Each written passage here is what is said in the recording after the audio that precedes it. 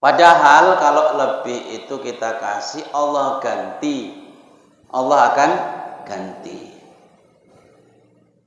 Maukah kamu meminjamkan Allah dengan pinjaman yang baik? Sedekah itu sama, bahasanya Allah itu meminjami Allah. Lah Allah itu tidak mungkin kalau kita pinjami tidak dibalikkan. Dan balikannya kata Al-Quran bukan sama tapi dilebihi. Ya, kita sedekah itu sama kayak meminjami Allah. Kita infak itu sama kayak minjamkan ke Allah. Nah, Allah kalau sudah bilang pinjam itu pasti akan dibalikkan, dan balikannya nggak mungkin sama. Kita minjemi 1 juta, tidak mungkin dibalikkan Allah senilai itu, pasti lebih, berkali-kali lipat. Ya, ingat ini ya.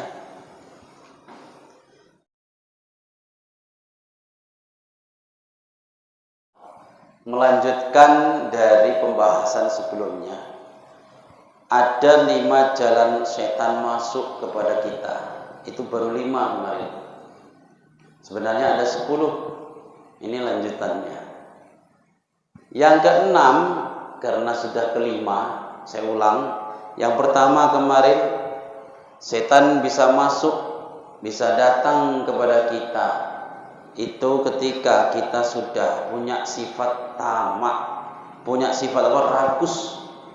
Punya sifat apa? Masih ingat ya? Yang kedua, kalau kita sudah punya sifat tulul amal, panjang angan-angan. Yang ketiga, kita sudah punya sifat apa? Mencari enak aja, bermalas-malesan. Yang keempat, kalau kita sudah dihinggapi sifat ujub. Dan yang kelima adalah ketika kita menghina atau meremehkan saudara kita seiman. Yang keenam, setan akan mendatangi kita itu lewat jalan hasud. Hasud itu apa sih? Hasud itu nggak suka melihat saudara seiman kita suka. Susah melihat orang senang dan senang melihat orang susah. Itu hasud. Hasud ini akan menghapuskan kebaikan-kebaikan kita. Seperti halnya api membakar kayu bakar yang sudah kering. Hasud ini akan menghapus pahala amal ibadah kita. Sama seperti kayu yang membakar kayu bakar yang kering. Pak, kayu bakar udah kering, kalau dibakar cepat habis ya? Habis. Kebaikan yang kita lakukan meskipun banyak, kok kita masih punya sifat hasud.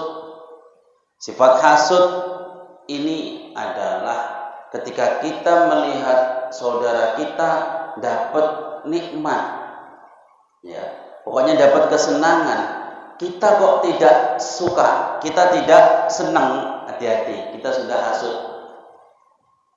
Hati-hati.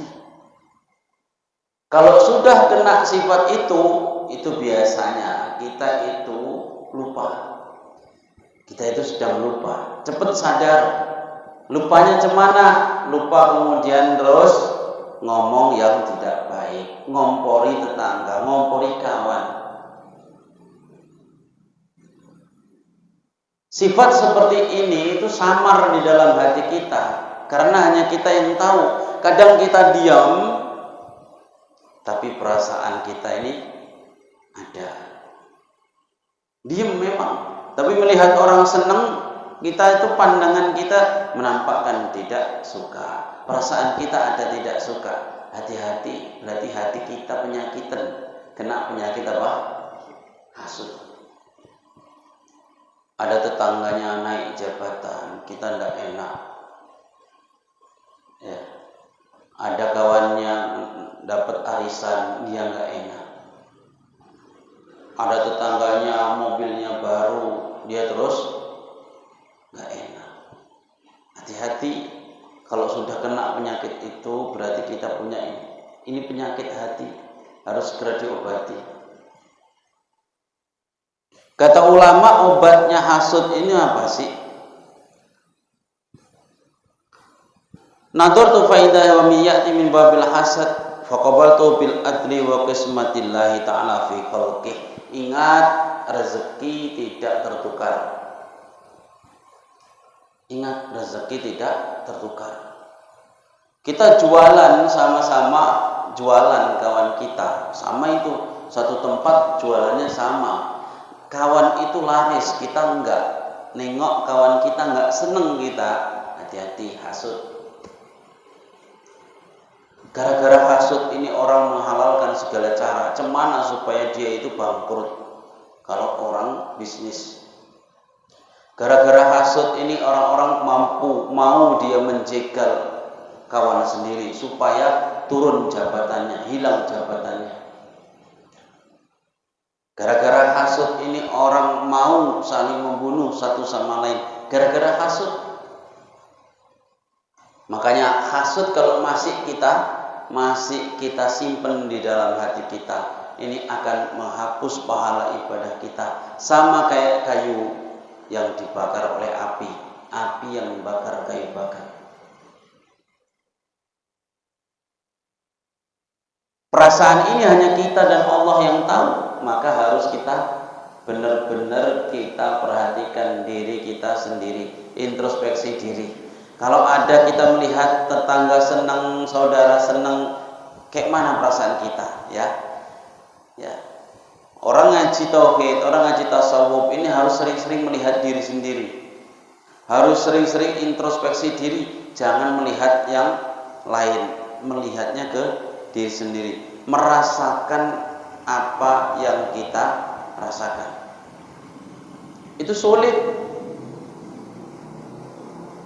Jangan kita nengok orang lain terus, tapi kita sendiri enggak. Kalau dosa orang lain kita ingat sampai mati kita ingat, tapi dosa kita sendiri besok sudah lupa. Sama kayak peribahasa, gajah di pelupuk mata tidak tampak, kuman di seberang lautan tampak. Jelas.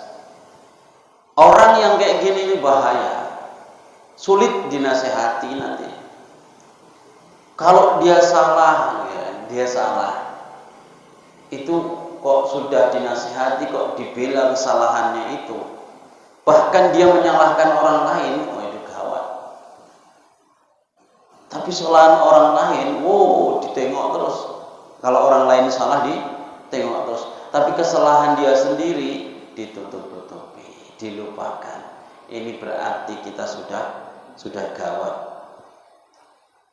Penyakit hati itu harus diobati. Penyakit hati itu harus diobati. Karena kita berjumpa dengan Allah itu bisa diterima kalau hati kita ini selamat. Ya. Ilaman atallaha biqalbin salim. Orang yang berjumpa dengan Allah dengan hati yang selamat dari penyakit. Kalau hati kita tak selamat dari penyakit ini, Masya Allah, salah satunya ini apa? Penyakit apa? Hasud. Pengen kenikmatan saudara kita hilang. Pengen orang yang punya nikmat itu hilang dari dia. Gak suka kali aku nengok dia seneng kayak gitu. Kemarin dia baru beli TV, sekarang beli kulkas. Padahal anaknya itu bayar SPP saja nunggak, sombong kali gitu. Nah, aku nengoknya udah palak kali. Orang nengok kawannya beli-beli malah dia. Hati-hati ya. Ada orang jualan itu laris, dia nggak laku. Yang laris tadi dimarahinya, kok nggak usah jualan di sini lagi?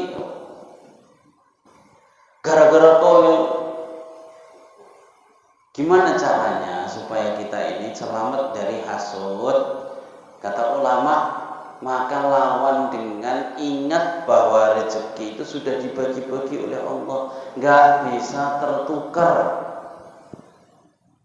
nggak bisa tertukar. Kalau rezeki nggak bisa tertukar, ya mau dimanapun kita jualan, kalau memang sudah rezeki ya datang itu. Jual makanan itu sih, itu pajak Rabu itu semua itu jualan makanan semua. Ya, gak usah takut kita ini apa? Nggak laku, bukan kita nggak laku itu gara-gara orang lain, bukan. Memang segitulah rezeki kita.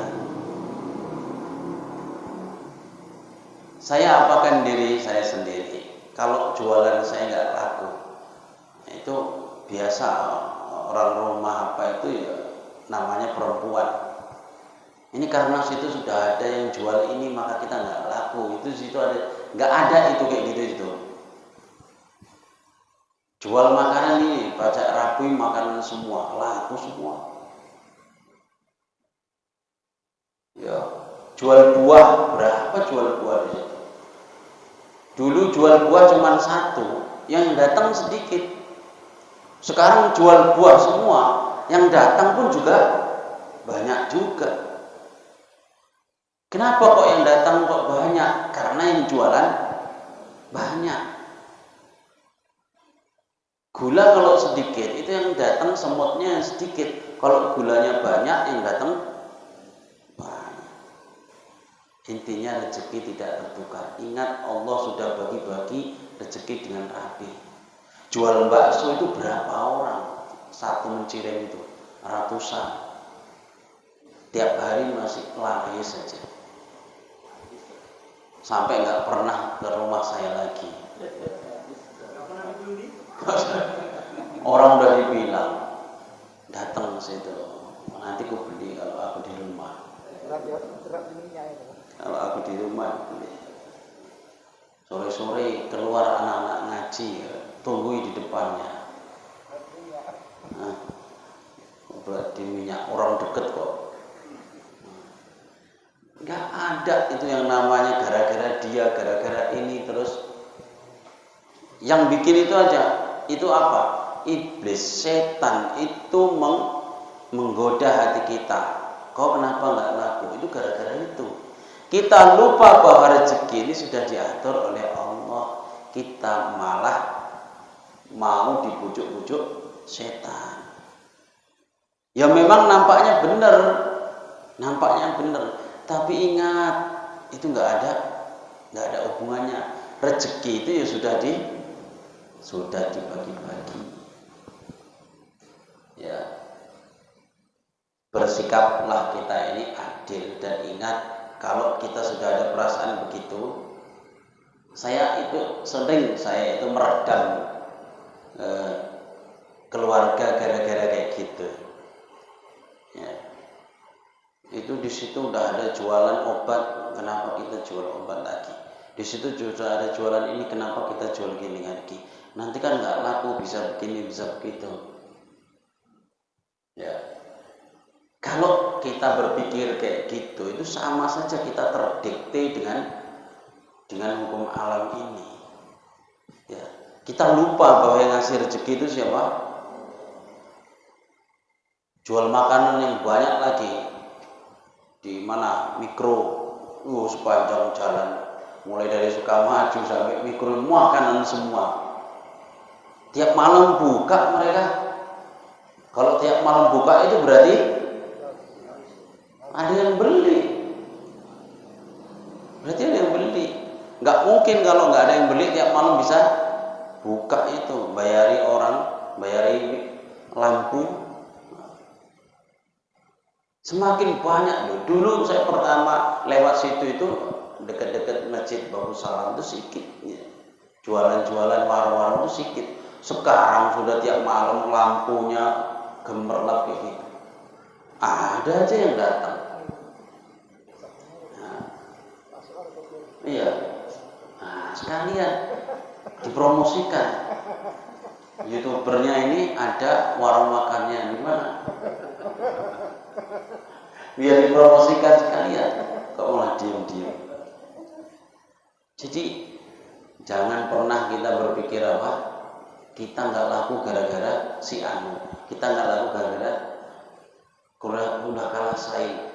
Jangan berpikir seperti itu.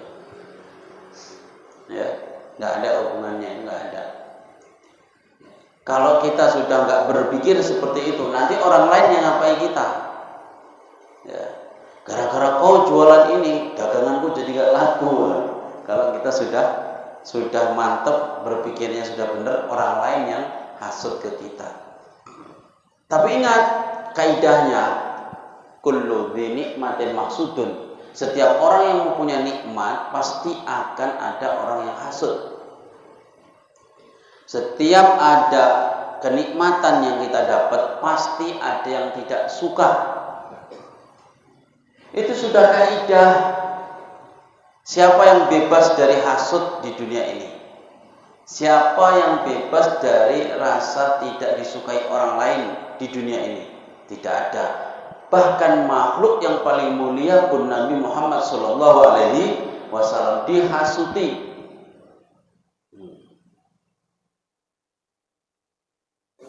Tetap maju terus, tetap maju. Kalau usaha ada yang hasut, maju terus.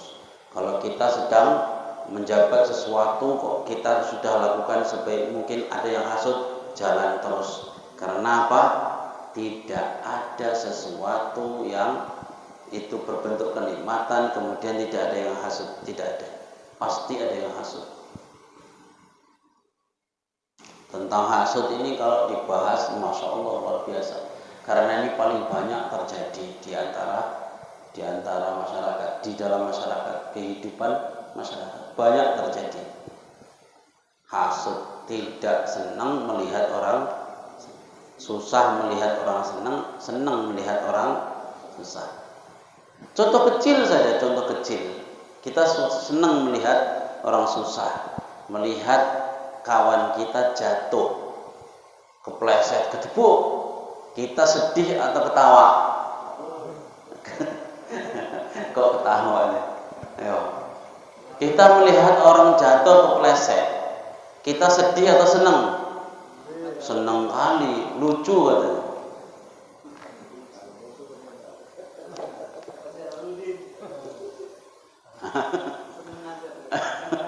Nengok Pak Husin guling-guling dari atas malah ketawa, wah lucu ya, sedih aturan. Kita kalau melihat orang muslim lain saudara kita celaka, itu seharusnya ikut sedih. Kalau perasaan kita sudah kayak gitu berarti benar hati kita. Tapi kalau melihat orang lain kok susah kok kita senang, hati-hati, berarti masih ada rasa hasut. Saya ketebok, aku pun pernah diketawai sama murid-murid sendiri kan, kurang ajar. Orang jatuh kok ketawai, kurang ajar kan. Lucu Ustaz kata saya. Lucu. Bukannya ditolong oleh ketawai. Licin-licin habis hujan, keramiknya ada air sedikit-sedikit gitu. Di musola ya. Enggak sakit tapi malunya luar biasa. Malunya luar biasa. Itu contoh kecil. Kita kalau melihat orang pleset senang, hati-hati. Ayo, itu berarti sudah ada sedikit rasa hasut. Tapi kalau melihat orang senang, susah, sombong kali katanya. Aturan kalau melihat orang senang dapat rezeki, kita ikut senang. Alhamdulillah, aku ikut senang. Dulu itu masih zaman dulu, orang hasut itu masih sedikit. Zaman aku kecil itu orang hasut masih sedikit. Ada yang bisa beli kereta. Dulu itu masih jarang sekali orang bisa beli kereta. Satu lorong itu ada satu yang beli kereta. Itu lorong itu senang semua. Senang semua. Berdatangan dia ke rumah itu, cantik kali, senang kali. Itu di kampung saya dulu masih gitu.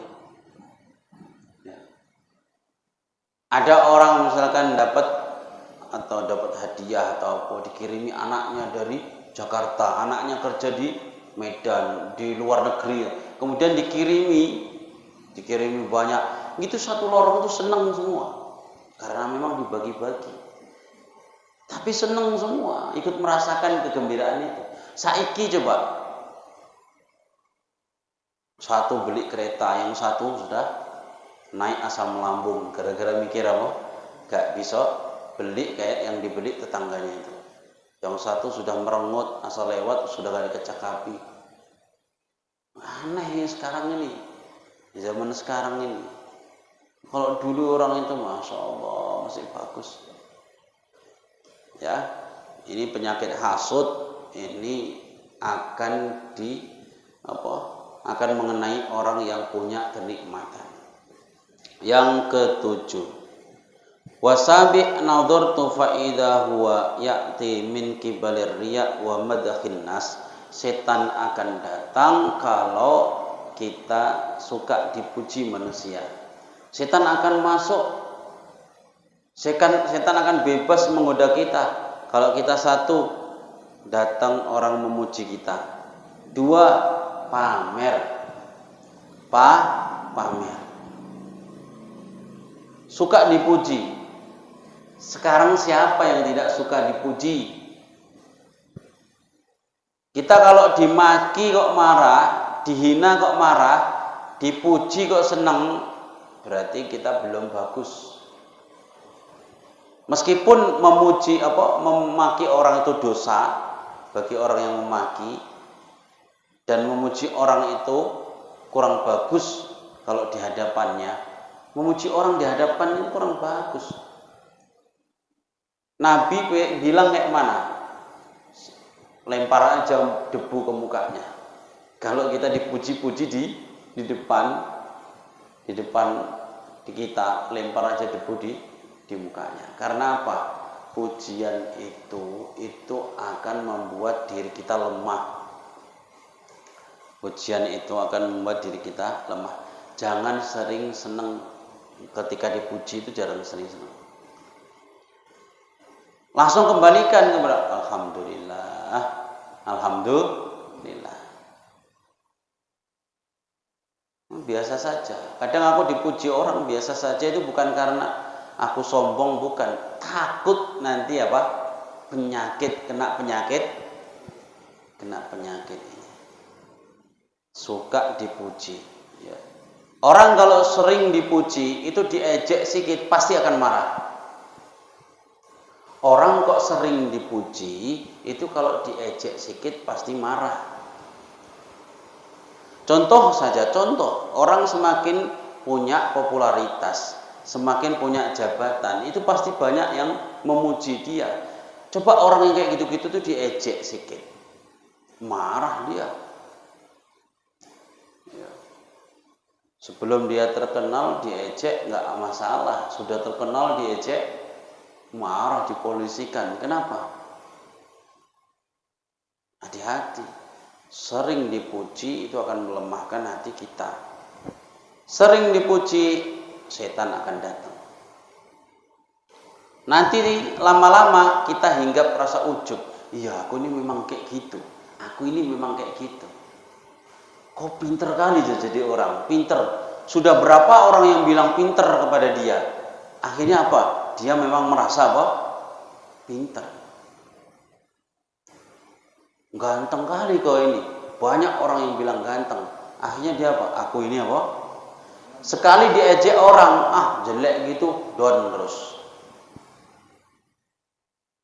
Alim ini orang ini alim. Berapa orang yang muji dia alim?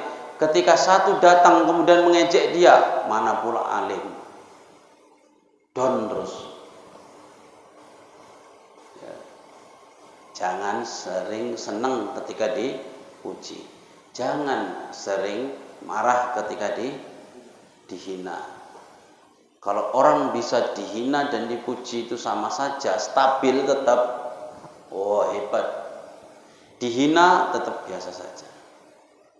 Dipuji ya biasa saja. Ucapkan alhamdulillah. Dihina astagfirullahaladzim. Jangan marah dulu. Ini yang sulit. Sekarang dihina langsung dipolisikan ya, pencemaran nama baik. Dipuji, masya Allah seneng kali. Dipuji-puji. Ya. Kata siapa? Dukul Arwana. Ini aku ngambil dari artis. Pujian itu teror. Pujian itu apa? Teror. Bener juga ya, dipikir-pikir. Orang ternyata kalau semakin dipuji itu semakin lemah, hatinya semakin lemah. Orang yang kuat itu kalau dihina dan dia tetap sabar dan bertahan, itu justru orang yang kuat. Ya. Orang-orang yang tercatat sebagai makhluk yang paling tabah di antara para rasul, para anbiya adalah yang bergelar ulul azmi. Ulul azmi. Siapa ulul azmi? Mimin, Nabi Musa, Nabi Isa, Nabi Muhammad, Nabi Ibrahim, Nabi Nuh alaihis salam. Ini semua ini sering diejek kaumnya. Ini ujiannya sangat berat. Ini hidupnya sangat sakit dan menyedihkan.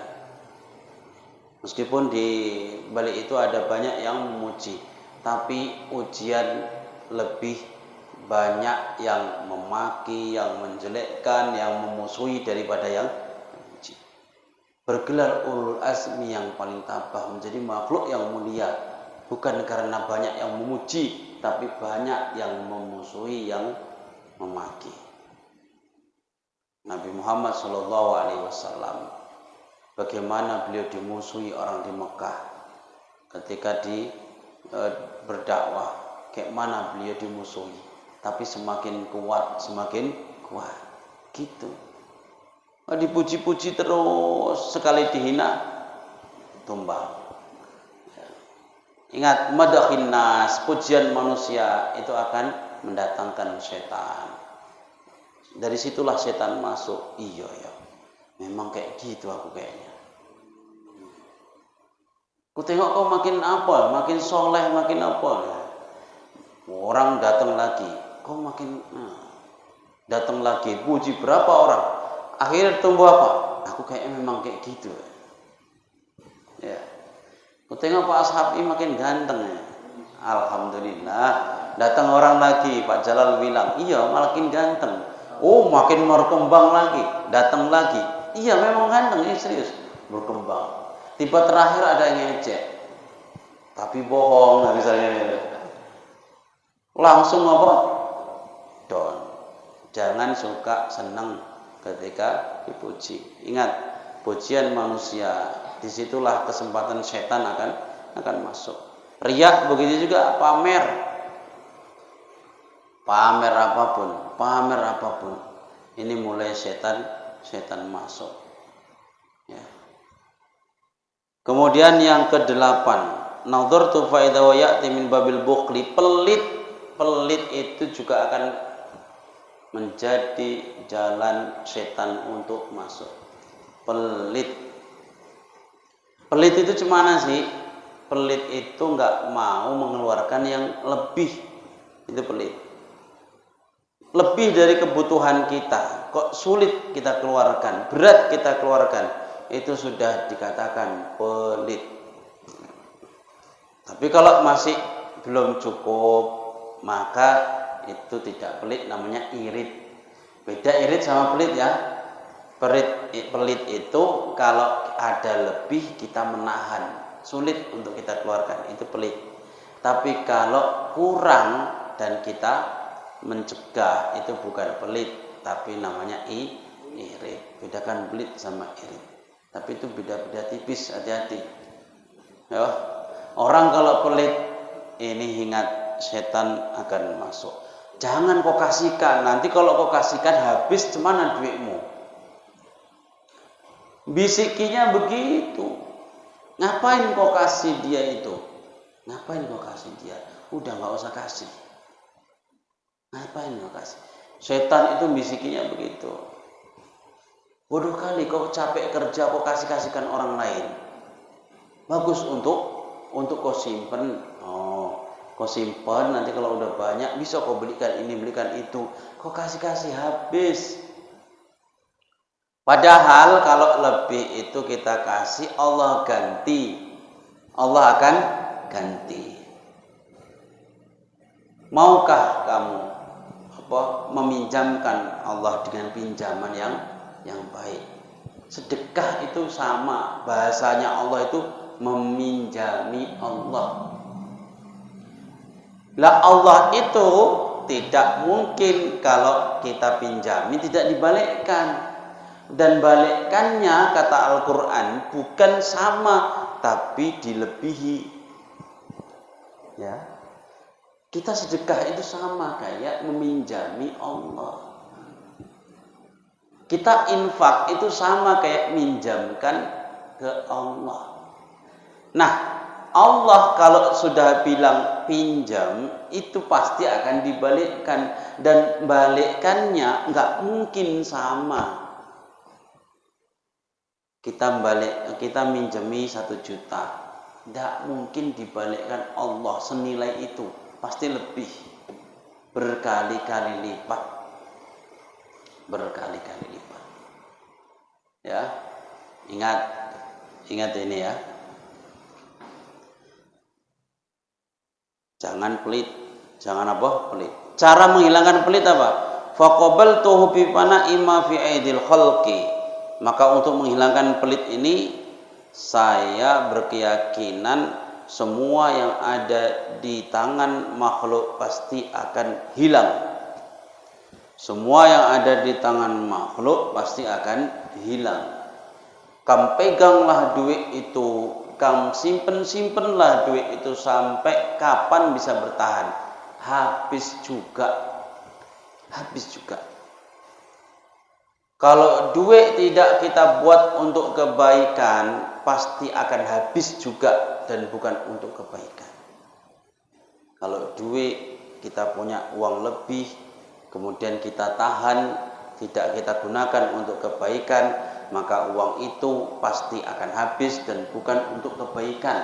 Ini catat, ini sudah saya buktikan. Kalau kita punya uang lebih, ada kebaikan di hadapan mata, lakukan, keluarkan, karena pasti Allah akan ganti. Ya, tapi saya ini tidak menjanjikan diganti Allah 10 kali lipat pasti, enggak kayak yang inisialnya Yusuf Mansur, inisial pula itu. Enggak, saya enggak berjanji begitu. Pasti Allah ganti karena Al-Qur'annya ada. Allah kembalikan, dan mengembalikannya Allah itu bukan sama, tapi ada lebihnya itu pasti. Kalau harus sekian, nominalnya sekian diganti 10 kali lipat sekian, saya enggak berani itu. Karena gantinya itu tidak harus uang. Ya, kita infak uang, terus kembalikannya itu tidak mesti uang, bisa keselamatan, bisa keakuran, bisa ketentraman, bisa banyak sekali. Jadi ini begitu. Faqabaltu bi fana'i ma fi aidil khalqi. Ingat ini, kita punya uang lebih, harta lebih, kok kita tidak gunakan untuk kebaikan, harta itu pasti akan habis dan bukan untuk kebaikan. Semoga ini bisa kita ingat sama-sama. Ini hadis tapi sudah saya buktikan sendiri dan benar terjadi. Wa baqa'u ma indallah ta'ala. Kalau kita simpan untuk kebaikan, untuk di jalan Allah, itu akan tetap di sisi Allah. Ya, kata Gus Bah begini, orang kok pelit itu sebenarnya goblok. Orang pelit itu goblok. Kenapa? Karena kalau dia pelit, dia tahan, itu harta pasti akan habis.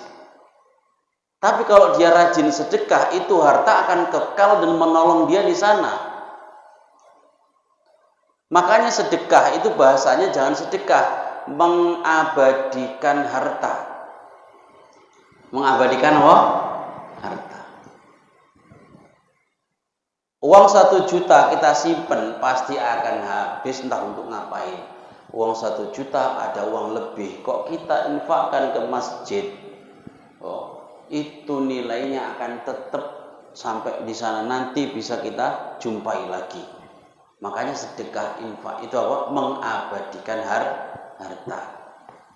Kok ono uang nahan-nahan harta, nggak mau infak, nggak mau ini, padahal itu uang lebih, itu berarti orang goblok. Gus Bahak bahasanya sederhana. Jangan ibaratkan kalau kamu sedekah memberikan hartamu, kamu ibaratkan begitu, maka kamu akan menyesal. Karena kamu sudah posisikan kamu itu memberikan hartamu. Ya seakan-akan hartamu itu berkurang. Tapi ingat bahasanya mengabadikan harta. Bahasanya harus dirubah. Ini untuk apa ini? Oh, ini saya simpan untuk nanti di akhirat. Tabungan akhirat. Masya Allah. Yang ke-9, cara mengapai pelit ini kayak mana? Ingat, semua yang ada di tangan kita, tangan makhluk pasti akan hilang. Kalau sudah kita kasihkan ke Allah, maka akan tetap selamanya. Yang ke-9 adalah dari sombong. Setan akan masuk. Sombong. Setan akan masuk. Sombong itu kayak mana sih? Sombong itu kita menganggap orang lain itu di bawah kita. Ada perasaan kita ini di atas orang lain. Masya Allah, semoga kita terhindar dari sifat ini. Dari segi apapun. Ya. Kalau kita melihat orang yang tawadhu, itu harusnya kita harus malu. Aku kok belum bisa kayak gitu ya. Aku kok belum bisa kayak gitu ya. Malu. Kalau kita melihat orang tawadhu, itu bukan kesempatan kita untuk meninggi, tapi harusnya kita harus malu.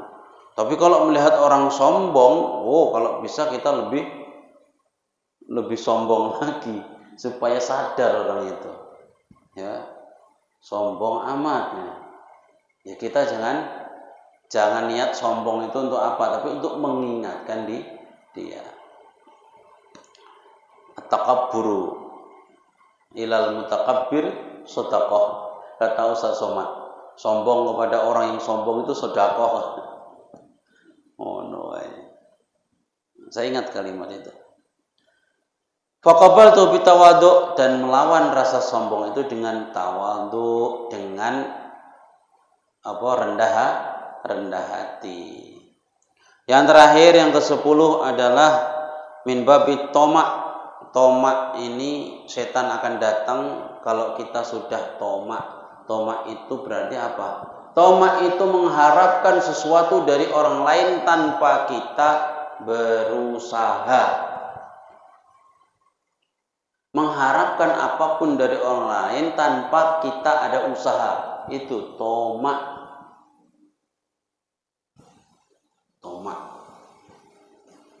Kita mengharapkan pengen punya ini, tapi kita mengharap dari orang lain. Itu tomak. Enggak mau berusaha. Jadi nunggu dari orang lain, tapi enggak mau usaha. Itu tomak. Hati-hati ini tomak ini, Masya Allah. Nanti kan dikasih sama orang itu.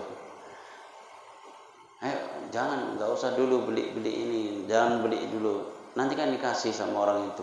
Rupanya enggak dikasih.